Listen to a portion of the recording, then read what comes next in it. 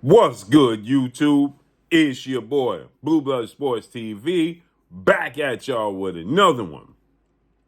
So, two-division world champion, Superstar Boxer, former unified lightweight world champion, now reigning WBO junior welterweight world champion, Superstar Boxer, Teofimo Lopez, who is 19 wins, 1 loss, no draws, 13 wins by way of knockout. He is now 26 years of age, 5'8" with a 68-inch arm reach. An explosive, athletic fighter who has a high ring IQ and can box and definitely has power. Teofimo Lopez has a fight coming up.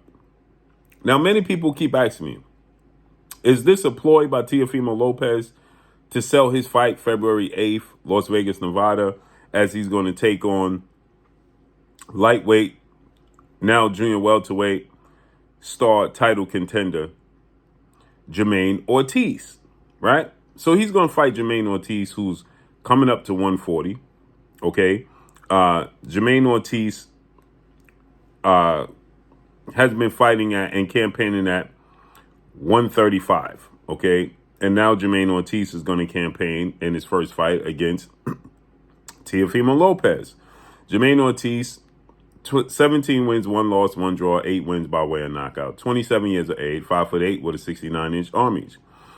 The last time we saw him in the ring was September of this year, of 2023, where he fought Antonio Moran, and he won a unanimous decision. But prior to that, the fight that really put him on the map was October of 2022, when he fought Olympic 2-time gold medalist, 3-division world champion, former unified lightweight world champion, Ukrainian superstar boxer Vasily High-Tech Lomachenko. He lost unanimous decision, 12-round unanimous decision, but many people, including myself, thought it could have been a draw or Jermaine Ortiz could have gotten a nod. Nonetheless, he fought against Antonio Moran. He lost to Lomachenko. And, now he's going to fight against Teofimo Lopez, right? And they're going to fight February 8th, that Thursday before the Super Bowl in Las Vegas. And Teofimo Lopez is aggressively calling out, shockingly, undefeated 3-division world champion, 2-division undisputed world champion, and the reigning unified welterweight world champion, who is widely acknowledged and recognized as the number 1 pound-for-pound best fighter in the world, in Terence Bud Crawford. Terence Bud Crawford is now 40 wins, no losses, no draw, 31 big wins by way of knockout. He is 36 years of age, 5'8" with a 74-inch arm reach, right?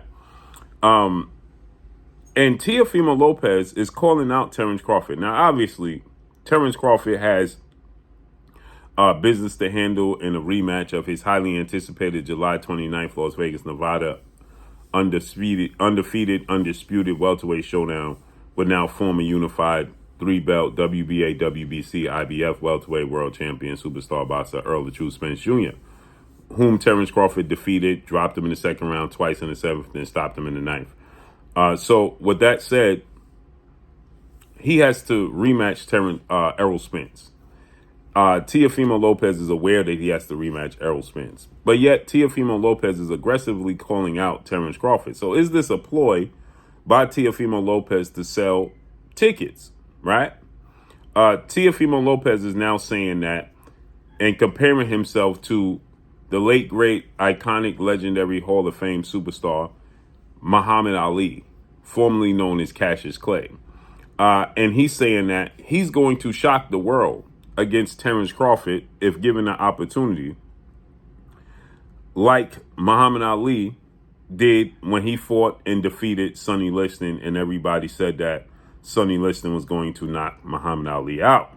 So he pointed to a photo and a picture of Muhammad Ali, who retired 56 wins, 5 losses, no draws, 37 big wins by way of knockout.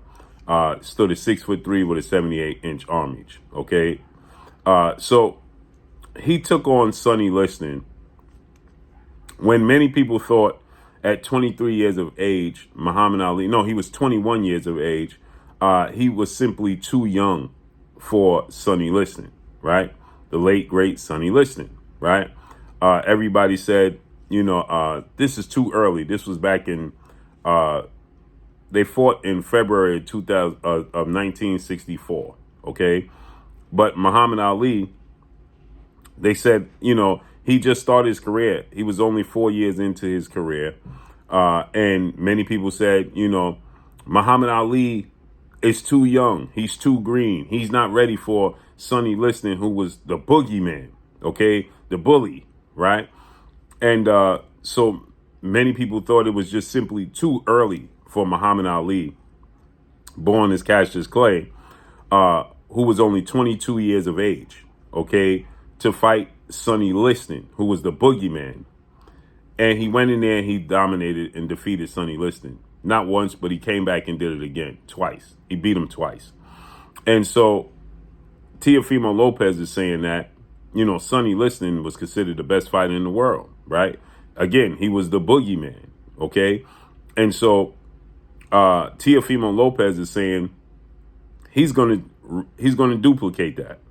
He's gonna fight and beat Terence Crawford. He stopped Sonny Liston in the 6th round.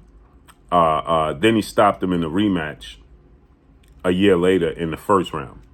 And so, people are saying that, Teofimo Lopez is comparing himself to Muhammad Ali. And he says now saying that he's going to end the career of one Terence Bud Crawford.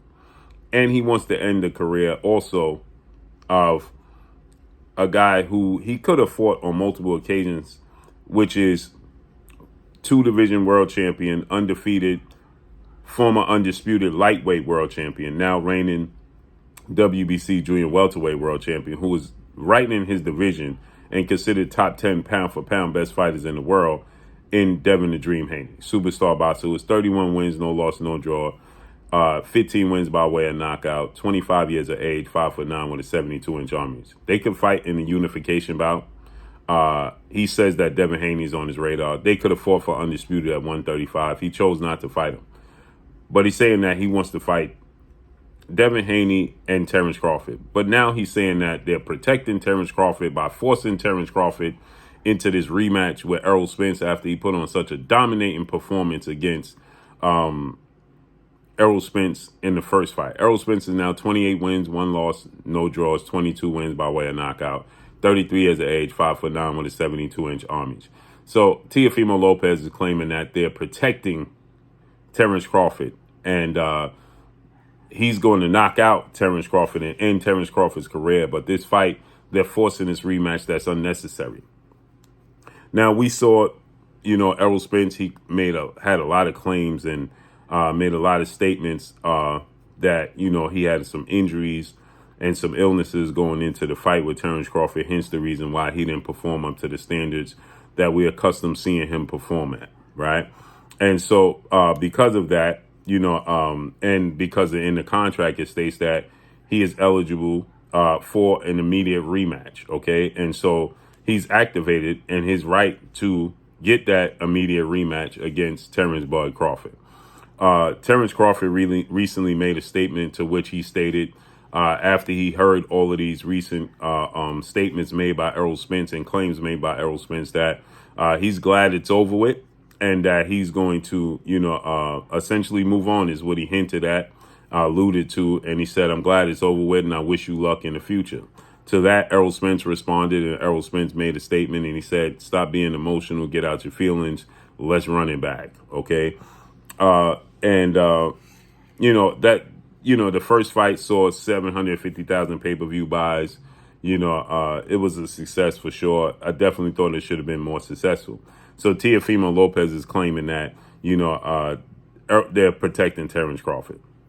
Terence Crawford could easily make a fight with Teofimo Lopez, but right now it just doesn't make sense for him to fight him, seeing as though he has big fights and he's looking to cash out, point blank and period.